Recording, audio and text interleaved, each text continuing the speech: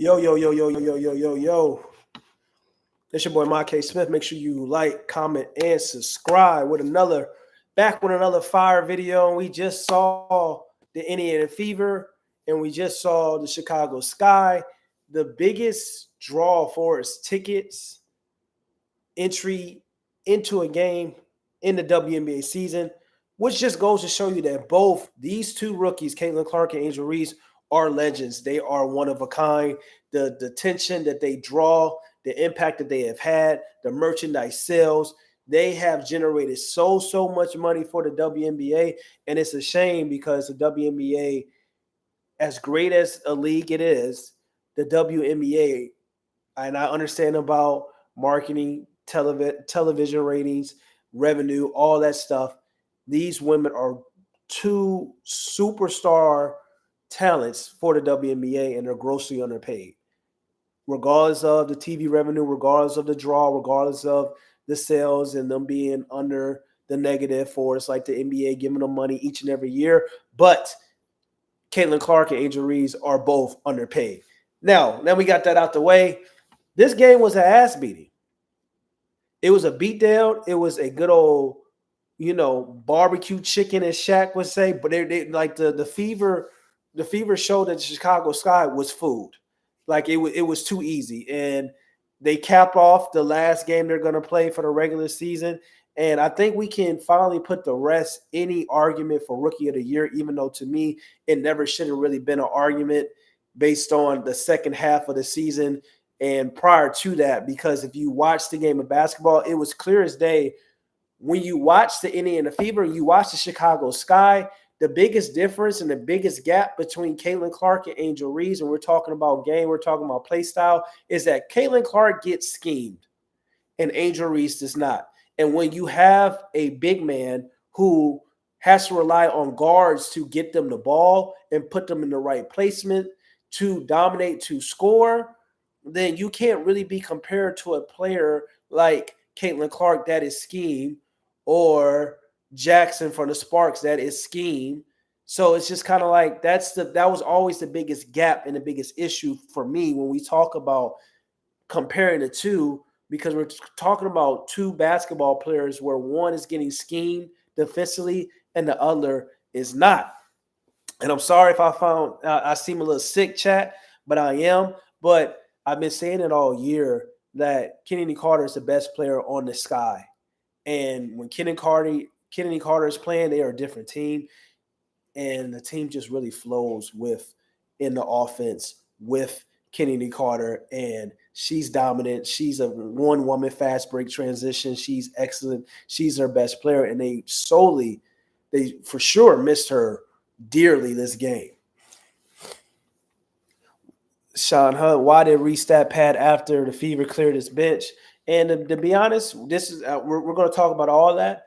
And first, I want to get this out the way. We're talking about how CaitlinClark and Angel Reese have had both all-time rookie seasons. When we talk about the expectations, when we talk about all the drama, when we talked about all the narratives from the media and some of the older statesmen in the league for us, like the legends of the WNBA game, and also current players as well. Nobody thought that CaitlinClark and Angel Reese would come out and have an all-time rookie season the way that they have. This is one of the best all-time rookie seasons in the history of the game for the WNBA. When we talk about CaitlinClark, when we're talking about Angel Reese, because of all the records that they broke, because of them leading the merchandise sales and being the two most popular players for the league, as well as them both having their teams in position to try to compete for a playoff spot.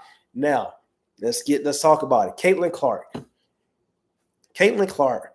became the first player in WNBA history to drop 31 points and 12 assists. She was on her Trae Young tonight. She was on her James Harden tonight. And when she has that jumper going, and that's what I've been telling y'all, it's about to get scary. It's about to get spooky, because when the scoring matches the playmaking, because the playmaking is already there, but when the scoring matches and catches up back to the Iowa days and translate to the WNBA game, we're about to be talking about CaitlinClark potentially being a future GOAT for the WNBA, because of her skill set, 4-level scorer. She's starting to add on the floater to her game. Once the off-ball ability becomes more as well. It's so many areas in her game she has to improve on, but like it seems like she's going to improve on, and it's going to be fun and beautiful to watch. And in a couple years, don't be surprised when CaitlinClark is averaging 27 and 10 on a nightly basis. And I'm saying a couple years, I'm really talking about year 3. We can see CaitlinClark averaging 27 to 30 and 10. That's how lethal she is. That's how dominant she is. And for us, Angel Reese, she broke a record today, the most double-doubles. And for a rookie, we have to give her credit when credit is due, because 23 double-doubles in her rookie season, that is impressive. That is a milestone. That is something that most people wouldn't have thought she would do coming into her rookie season. And once again, they both had all-time rookie season. And for us, Angel Reese staying in the game, the stat pad, yes, she was stat padding because she was trying to break the record. And yes, she was stat padding because her double-double is important for her, because that's her biggest argument to try to convince people that, she can still potentially win the Rookie of the Year race, even though if you're watching basketball and actually analyzing the game, you understand that it's just levels to this Rookie of the Year race, but also it's just levels to overall greatness when we're talking about CaitlinClark and we're talking about Angel Reese as basketball players, because at the end of the day, one player gets schemed, one player does not. Best players can be out and still succeed without needing those players. One player cannot. And it is what it is. And I just want to say also that for us, Kelsey Mitchell, I don't know. Let's start that over. Kelsey Mitchell and CaitlinClark, they dropped a combined 54 points in today's game against the ChicagoSky and combined for 8 3-pointers made. They are the most electrifying backcourt in the WNBA. CaitlinClark is the best passer in the WNBA. CaitlinClark is the best rookie in the WNBA. CaitlinClark is a top 10 player in the WNBA. I'm being modest by saying top 10. And Kelsey Mitchell is the best pure hooper in the WNBA. It's not too many players that can go band for band when we talk about getting a bucket with Kelsey Mitchell. She is electric. She is unguardable. Her stroke is smooth. Like, she is the perfect complementary piece to CaitlinClark. And when these two women are on, they can match up and they can compete and they can beat any team in the WNBA. And the Fever need to throw her that bag in the offseason, because I'm telling you, they have something special building with CaitlinClark and Kelsey Mitchell and also Aaliyah Boston. And I'm not just talking about throwing her that 1-year bag, or, they need to throw her a long-term commitment to match up with CaitlinClark's rest of her rookie contract at the bare minimum. Kelsey Mitchell's underrated. Shot, speed, and the entire pace that the Indiana Fever play with on a nightly basis is going to make them a dangerous draw come playoff time, because the speed and the pace that they play with and present on the offensive side of the court, no other teams are really matching that in the WNBA for that type of play style. Like, it's serious. It's serious. Like, Kay Mitchell signed a 3-year deal for $600K. I don't think she signed. No, I don't know if she signed that prior. I don't know really what you're talking about. I just know, I think, what did Stewie sign? I think she signed a 1-year $400K contract this past season. I don't know, but I don't know if it's that. But I will agree with that. Sean is in the chat, man. I appreciate y'all hopping in the chat to tell me what y'all want to talk about. But I agree with Sean. It needs to be a 3-year $60K deal. Like, no, she hasn't signed yet. She hasn't signed. They can't sign until the offseason. But that needs to be in the range of what she needs to sign. Because she's a perfect complementary piece to CaitlinClark, and the Indiana Fever, they're building something special. And once again, we talk about breaking records. Like these two rookies, what they have done in the NBA, in the WNBA, has been beautiful. It's been phenomenal. And shout outs to both of them.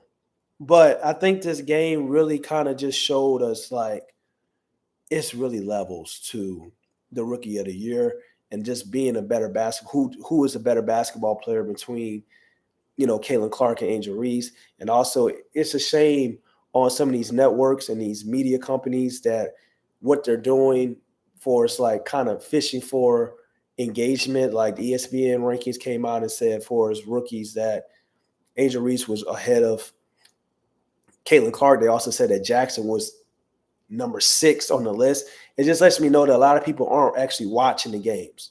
A lot of people are watching highlights, or a lot of people are looking at the box score and looking at the stats and saying, oh, this player is doing this player is doing that. So in records, I always talk about records. I always talk about stats. We can be very misleading at times because we look at the rookie of the years, or we look at the rookies, and we know that Angel Reese has the best plus minus out of all the rookies. And that's an analytical stat. And we know that for us, like a lot of these rankings and a lot of these awards in the NBA and also in the WNBA, they tend to go off of analytics now because a lot of people aren't necessarily watching the games that are voting on these awards. That's why we see Rudy Gobert winning so many Defensive Player of the Year awards. But the game plan in the playoffs, every playoffs, is to get him on a pick and roll and basically make him a walking he's a mismatch, for the guys on the perimeter and kind of play him off the floor. He even got played off the floor during the Olympics run this year with France. And there's no way that you shouldn't be starting or you should not be playing if you're an NBA player, if you're on a team besides the USA team. So it's a lot of things that are very, very kind of sketchy or kind of just different when we talk about the analytics and also the plus minus and all these stats that are used to determine who is a better player, who's a better defensive player. That's why a lot of times the people who watch the game, who really analyze the game, who has a great eye test and feel for the game and also overall knowledge and really uses stats as a placement for when things are close or when things are like, kind of neck and neck. But at the end of the day, you can't just use stats or analytics as your full testament to why a player deserves an award or why a player is better than another player, because team situations matter. It's just a fact. Any people announced today that they have signed last season's $6 million leader to a multi-year per policy. Not disclosed, man. I gotta see it. I gotta see it disclosed. I gotta see, like, I need just confirmation. I need that Woj or Shams confirmation, man. I just need it. France reads that pattern and gets the Indiana bitch. Man, it is what it is. And yes, she was out there stat padding, but I think we also got to just recognize this was a great all-time rookie season for both of them.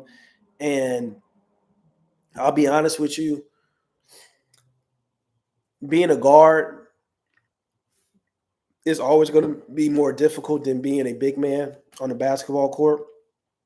And that's why when we talk about field goal percentage and things of that nature, that's why when we talk about like Angel Reese and her shooting under 40% from the field compared to CaitlinClark shooting like 40% for the field right now, it's always going to be a big different because one plays in a restricted area and one player does not. And that's also was a reason why I felt like the media was kind of setting Angel Reese up for failure when they were trying to keep comparing the two, because at the end of the day, we know if you play basketball, if you just been around the game, you understand the game, we know that scoring on the perimeter is way tougher than scoring in the restricted area. And if the numbers are the same, it's just kind of like that's a negative towards Angel Reese. But Angel Reese has been phenomenal, especially on the defensive end at times this season. She's a two-way player. She has a lot to work on for her offensive finishing ability. She has to get better around the rim. But I think some of the issue with the Sky is that as great as Angel Reese is and as talented as she is, and she's going to get better, she's going to develop, they're going to have a challenging situation on their hands because of Cardosa and her, because if you look at potential and we look at just finishing touch around the rim, some of the minutes that Angel Reese is getting, Cardosa probably should be getting and having, due to the fact of the matter that when Angel Reese is on, she's on. But when she's really struggling and struggling around the rim and finishing, or lack their finishing of ability of, they probably should go to Cardoso. And I'll talk more about that once the off season comes and things of that nature, but I'm just throwing that out there right now. Truth be told, Charles Wilson, we can't really compare the both. That was always my problem. Comparing a guard to a big is always a very difficult conversation. It's also like comparing, you know, different eras to past eras is always a difficult conversation, because at the end of the day, evolution always tends to favor the modern era due to skill set and due to talent, because as things evolve, things get better. It's like with technology. Nobody's going to compare a PlayStation 2 to the PlayStation 5, even though the PlayStation 2 gives us this nostalgia feeling, all the games when we were kids and things of that nature. But the PlayStation 5 is just a better overall, high definition, more quality, and just better overall system. But it doesn't give us that feeling.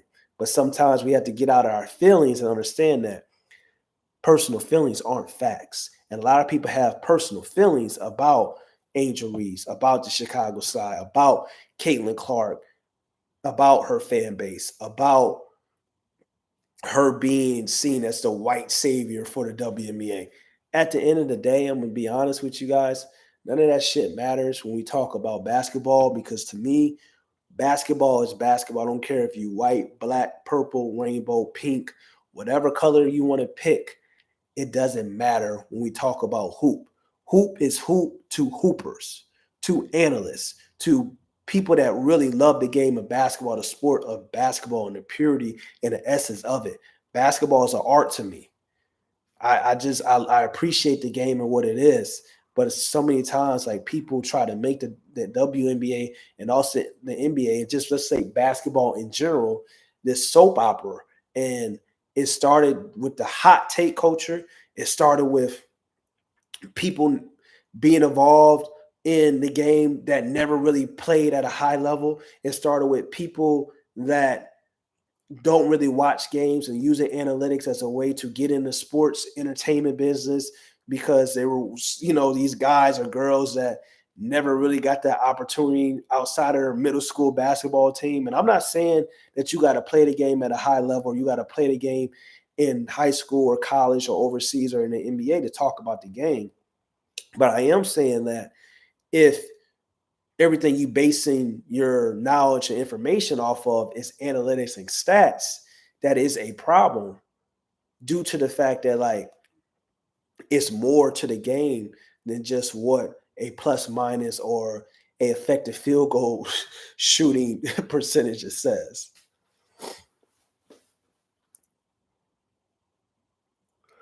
CC Angel Reese is overrated.